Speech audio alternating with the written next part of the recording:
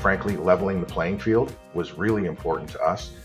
Graduating from indirect to direct clearer allowed us to have better control over our own risk framework and our product development and how we were going to handle that on the go forward.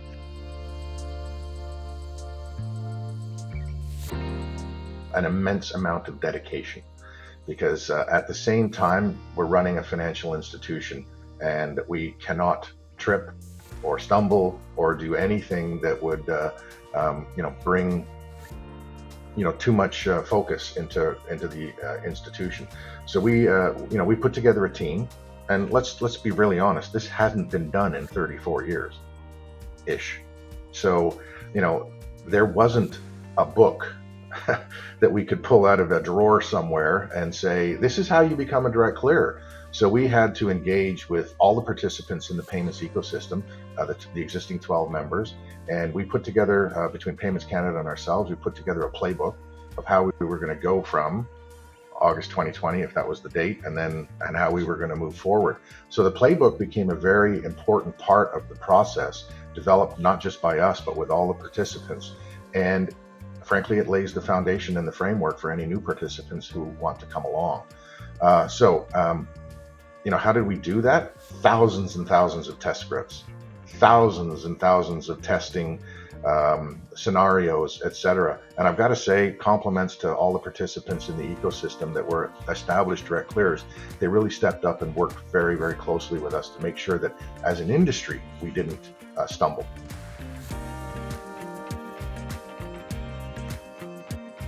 Through our relationship with our customers, they ask us, can you solve this problem?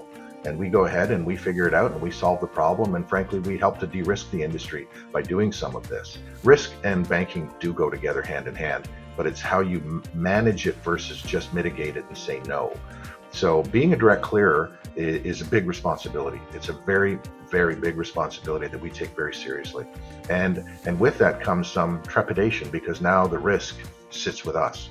As an indirect clearer, you might think that you could say, well, that was the direct clearer's issue. And now that no longer exists, because we are stepping to the plate, stepping to the table. We're taking that risk on ourselves. There is a benefit to product development when you have your own risk framework to work off of, but then the other side of that is you own it. And we take that very, very responsibly, just like our other participants in the direct clear ecosystem do.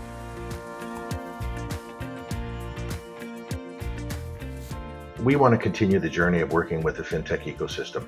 We have a long history with them already, and our innovation will largely be through our world-class API set that we continue to develop on a regular basis. Our sandbox is open to our participants.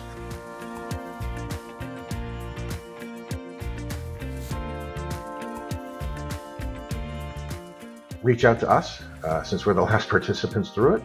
But don't be afraid to ask for help from all the participants in the payments ecosystem, but particularly with Payments Canada. Don't be afraid to ask questions, and we all don't know it all. So please ask.